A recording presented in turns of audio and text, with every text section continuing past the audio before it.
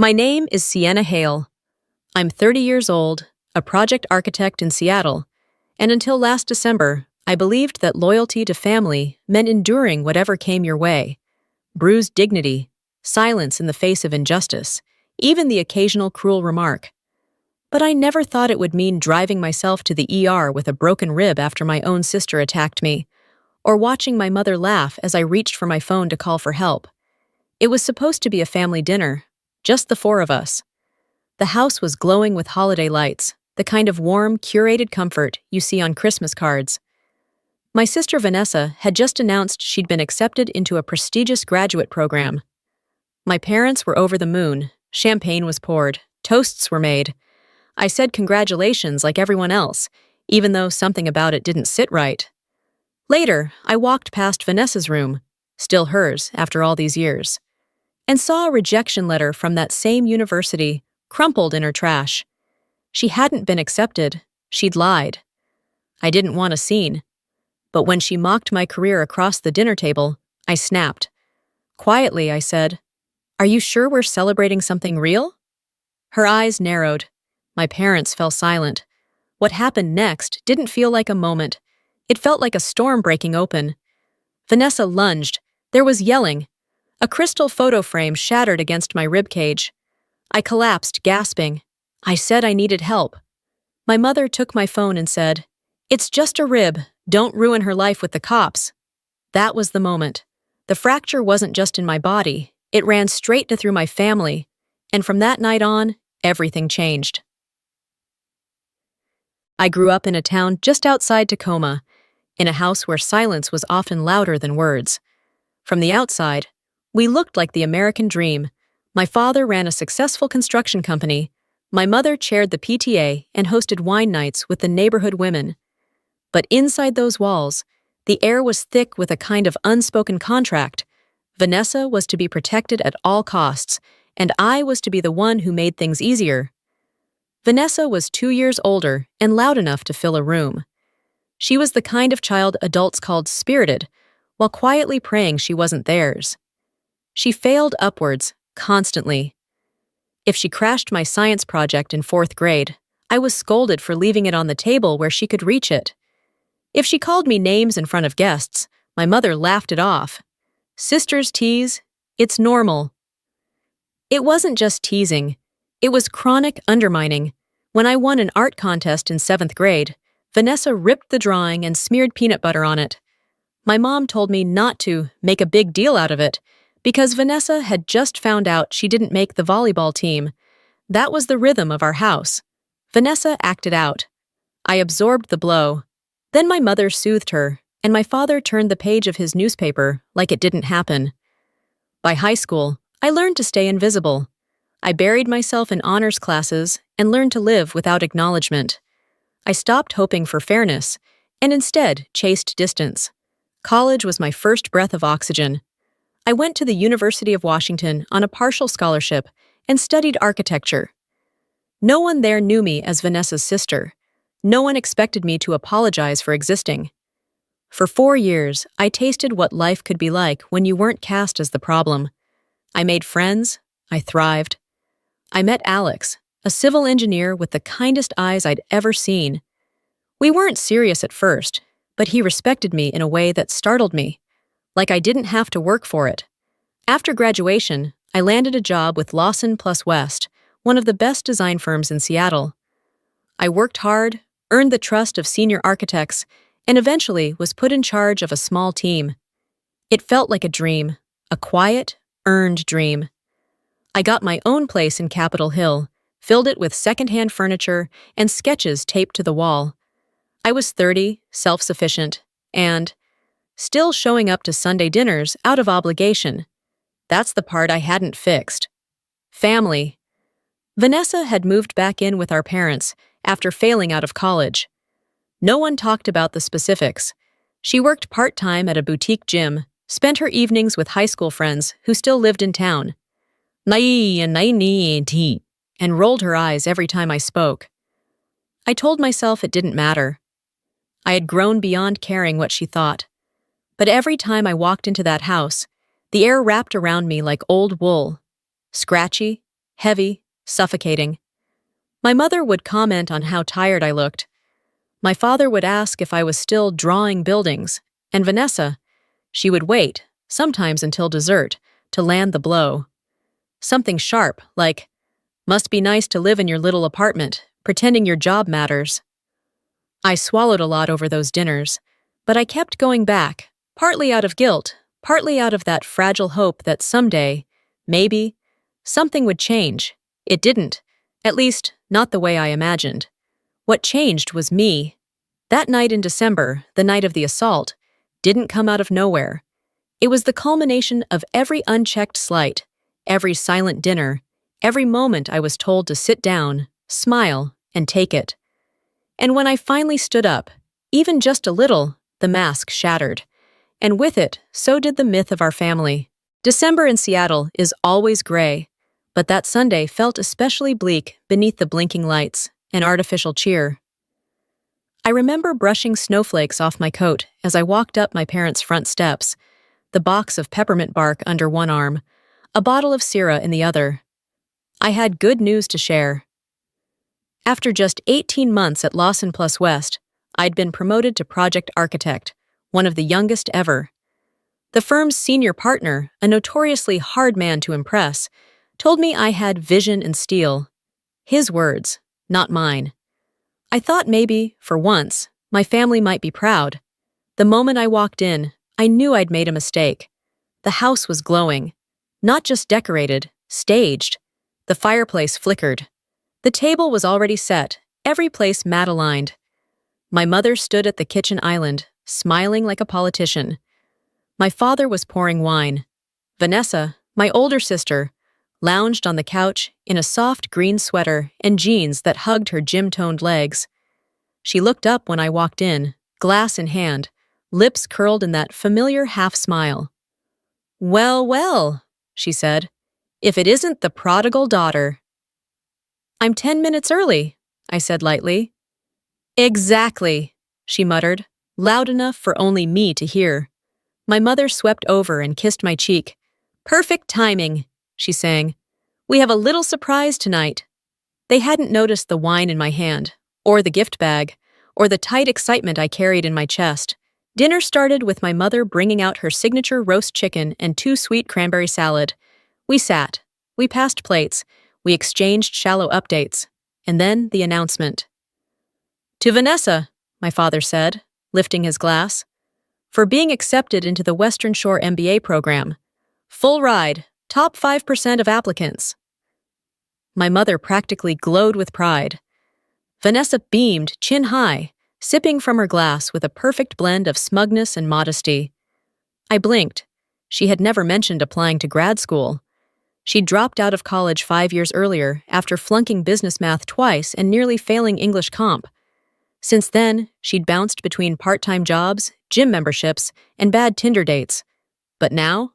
Graduate school? I offered a muted congratulations. She didn't even look at me. The rest of the meal was a blur of praise and plans. My parents were already helping her look for apartments near campus. My father knew a few alumni who could help her network. It was a full production. I said nothing about my promotion. Later, I excused myself to the bathroom. I passed Vanessa's old bedroom, the shrine we used to call it. Nothing had changed in 15 years. Her track medals still hung from the mirror.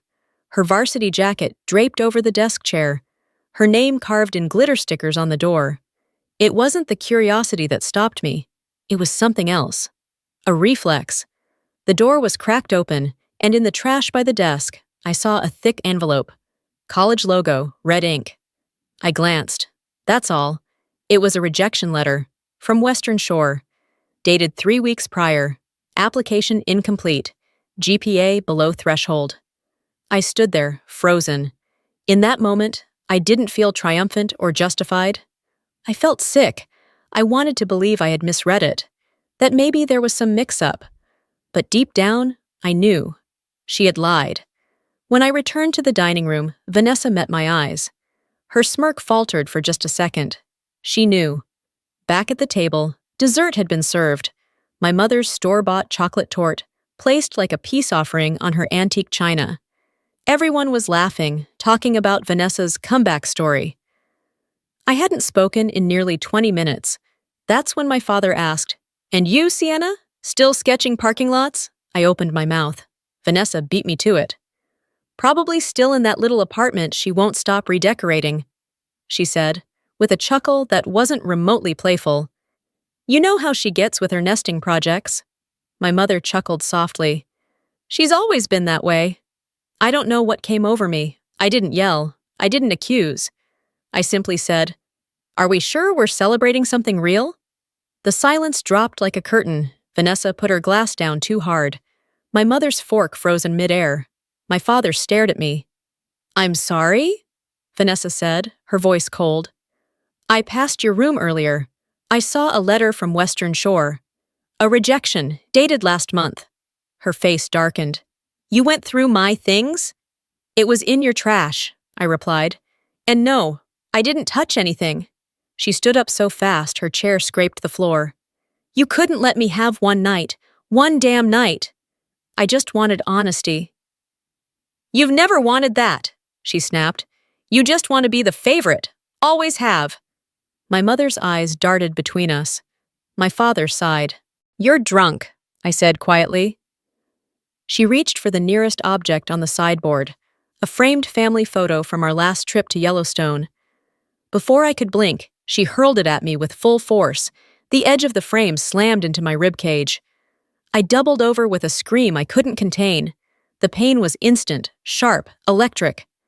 I crumpled to the floor. The air left my lungs like a balloon popped from the inside. I couldn't draw breath. My hands shook. My vision blurred. My mother ran toward me, then stopped halfway. Her eyes narrowed. "Sienna, stop being dramatic." I think my rib broke," I rasped. I reached for my phone. My mother snatched it before I could unlock the screen. "You are not calling the police." "She hit me." "It's just a rib," she said flatly. "You'll heal. Don't ruin her life over something stupid." Something inside me fractured then. Not the rib, not the skin, but the thread. The illusion that I could ever be safe in that house. I looked up. My father was still seated, arms crossed, no sign of alarm. Vanessa had stepped back, arms folded, jaw clenched like she was the victim. I stood, wobbling, every breath a punishment. "I'm going to the hospital," I said. "I'm bleeding." My mother's eyes flashed. "Don't you dare turn this into a scandal."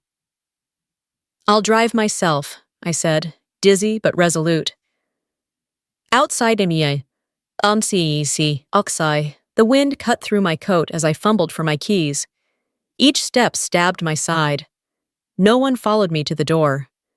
The ER waiting room was full, sprained ankles, crying toddlers, a man with a bandaged hand moaning quietly in the corner. I checked in and sat down, hunched, sweating, hands trembling. 45 minutes passed before a nurse called my name.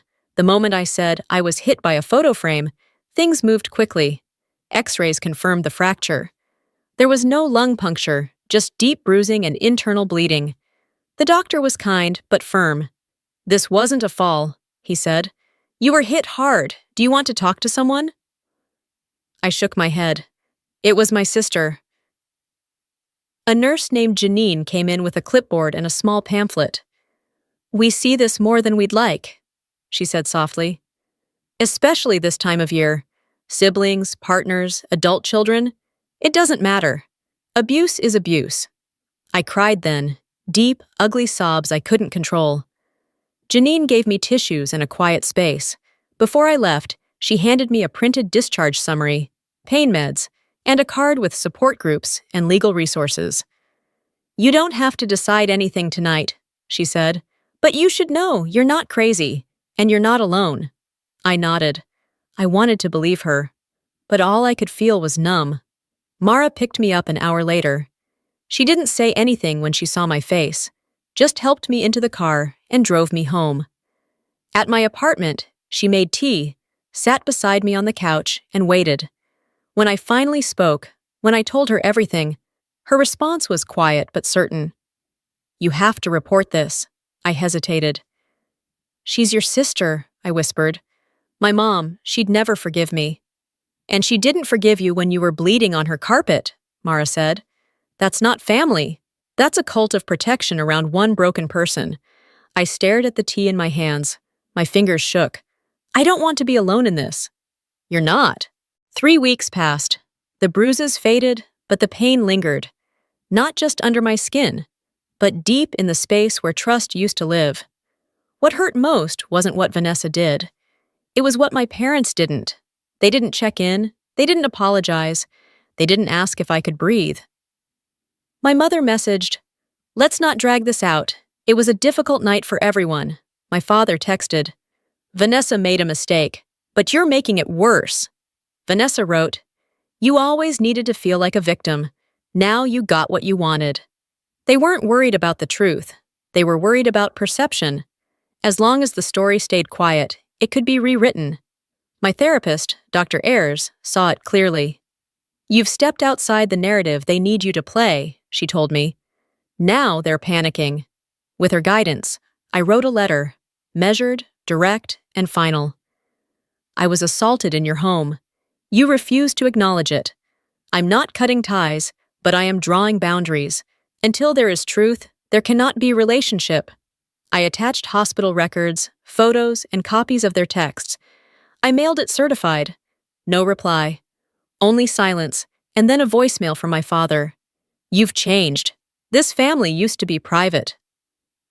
A week later, an unexpected name appeared in my inbox. Sienna Hale, my father's estranged sister.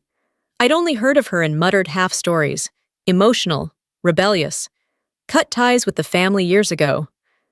Her email read, "Sienna, I heard what happened. I know how it feels. I was the one who spoke up once too. If you want to talk, I'm here." We met for coffee at a quiet spot on the water. She looked like a softer version of my father, but everything about her felt warmer. "I left when I was 26, she said. "They told everyone I was unstable. The truth was, I stopped playing along." She looked at me with quiet intensity. "You didn't break the family. You broke the silence." By February, I'd healed enough to act. With legal help, I filed a report. Vanessa was charged with misdemeanor assault. The judge offered a diversion deal, community service, mandatory anger management, and a no-contact order. My parents never said a word, no phone call, no email, no acknowledgement. I spent my birthday with Mara, Alex, and Janine. We made lasagna and played board games. It was the first time in years I hadn't felt like I was waiting for something I'd never get. At work, I took on a lead role in redesigning a historic building downtown. When the project launched, my name was on the plans, bold, visible, mine. At home, I painted the bedroom a rich forest green. I adopted a cat, Leo. He followed me from room to room like a quiet, loyal shadow.